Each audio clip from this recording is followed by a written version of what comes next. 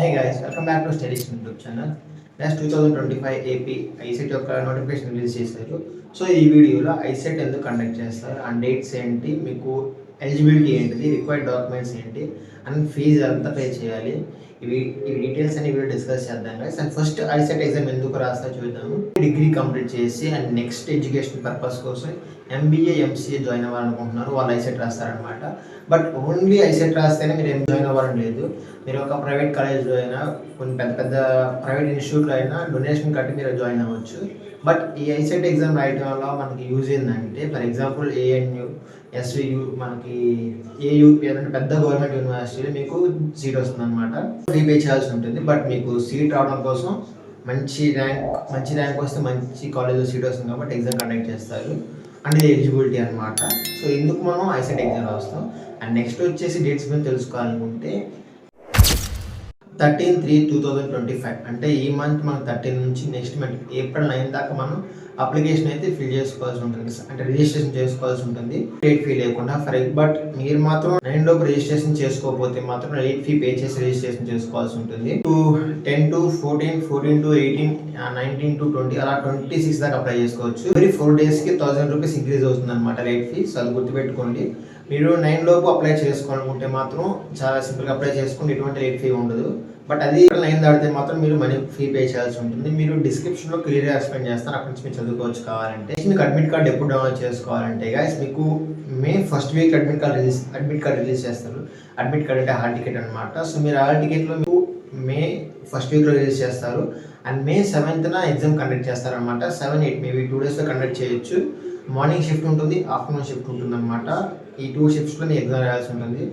But వాళ్ళు ఇచ్చిన dates ప్రకారం 7 ఎగ్జామ్ కండక్ట్ చేస్తారు, మే 7. అండ్ మే 21 రిజల్ట్ అనౌన్స్ చేస్తారంట. ఇప్పటివరకు వచ్చిన డేట్స్ అయితే మేబీ కొన్ని డేట్స్ అయితే చేంజ్ చేయొచ్చు. మీరు అవి తెలుసుకోవాలనుకుంటే మాత్రం మన ఛానల్ ఫాలో అవ్వాలి.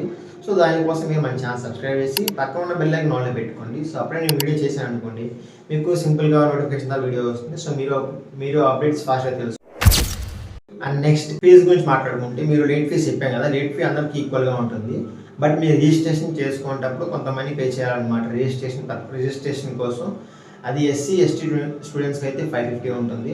అండ్ బీసీ స్టూడెంట్స్కి అయితే 600 ఉంటుంది. And normal OC and general కేటగిరీకి అయితే 650 ఉంటుంది అనమాట.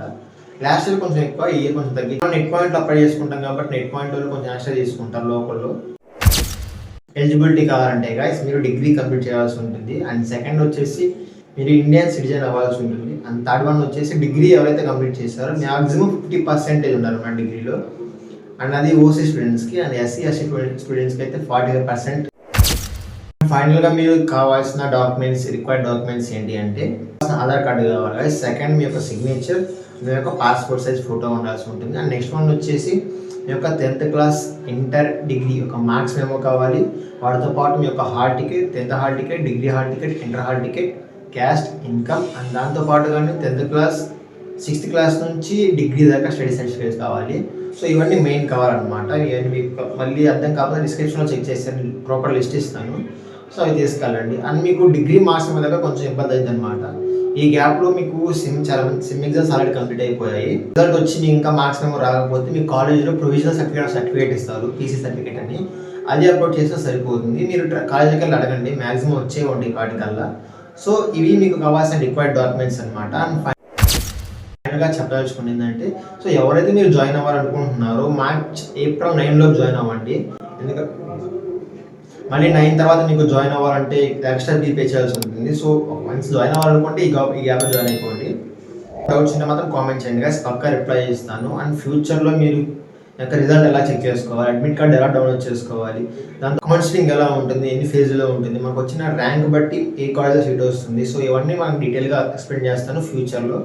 అవి తెలుసుకోవాలనుకుంటే మాత్రం ఛానల్ సబ్స్క్రైబ్ చేసి పక్కన బెల్ ఐకాన్ ఆన్లో పెట్టుకోండి. అండ్ మీరు రిజిస్ట్రేషన్ చేసుకునేటప్పుడు మీ యొక్క ఎగ్జామ్ సెంటర్ దగ్గరలో పెట్టుకోండి. చాలా సెంటర్స్ ఉంటాయి అన్నమాట, ఆప్షన్స్ మీకు. సో మీకు మ్యాక్సిమం ఫస్ట్ చాయిస్ ప్రిఫరెన్స్ ఇస్తారు. సో అక్కడ ఖాళీ లేకపోతే మాత్రం సెకండ్ ప్రిఫరెన్స్ ఇస్తారు అనమాట. సో అది మీరు దృష్టిలో పెట్టుకొని కొంచెం రిజిస్ట్రేషన్ చేసుకునేటప్పుడు కొంచెం జాగ్రత్తగా అన్ని డీటెయిల్స్ కరెక్ట్గా వీడియో తింటే గైస్. అండ్ ఎప్పుడు love you so much and thanks for watching. Bye and love you all.